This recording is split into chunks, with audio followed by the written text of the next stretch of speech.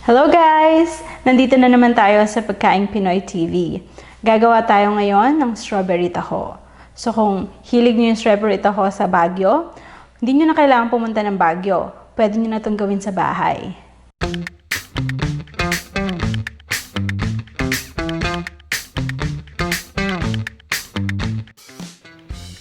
First, lulutuin natin yung taho. Ilagay natin yung soya milk sa isang kaldero. So, gumamit ako ng 3 cups. Then, ilalagay natin yung gelatin powder. Pakukuluin lang natin ito at hahaluin natin habang pinapakulo para hindi masunog. Once kumulo na siya, papatayin na natin yung stove. Then, iti-transfer natin sa isang glass container. Papalamigin natin at hayaan nating mag-set. Lulutuin naman natin yung sago. So, magpapakulo tayo ng 4 cups of water. Then, ilalagay natin yung ating tapioca pearl.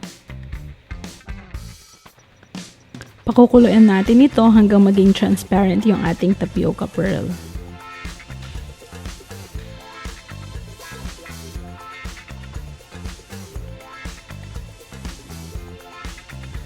Ayan, luto na siya. Pwede na nating patayin yung stove.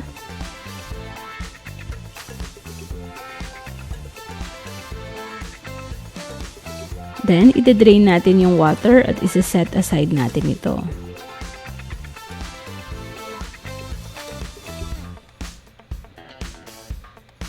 To make the syrup, isa-slice muna natin yung ating strawberry.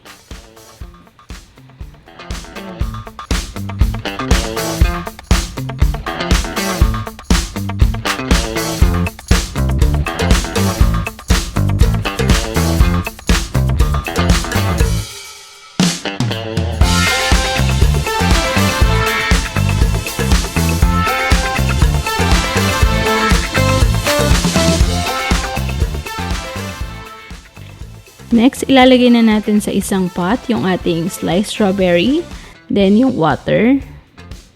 Papakuloyin natin ito for about 10 minutes until lightly thicken yung ating sauce. Then, add sugar. Pwede rin nating i-mash yung strawberry para mas maging flavorful siya.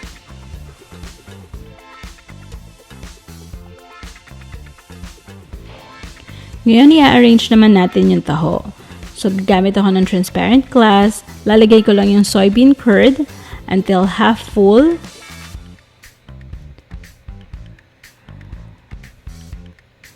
Then, lalagyan natin ng about 2 tablespoons ng syrup.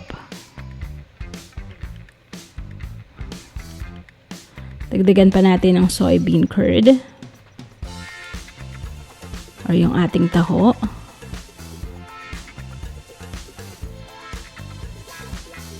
Lagyan na natin yung tapioca pearl. And add more syrup.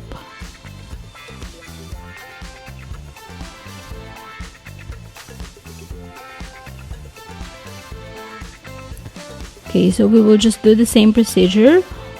Lalagyan natin ulit yung ating taho.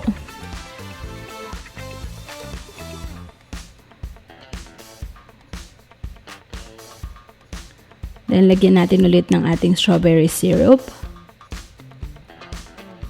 Yan, masarap to. More taho.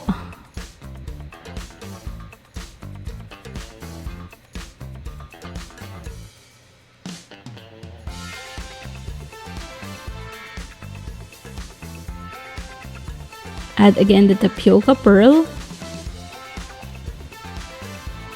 And lastly, lalagyan natin ulit ng strawberry syrup.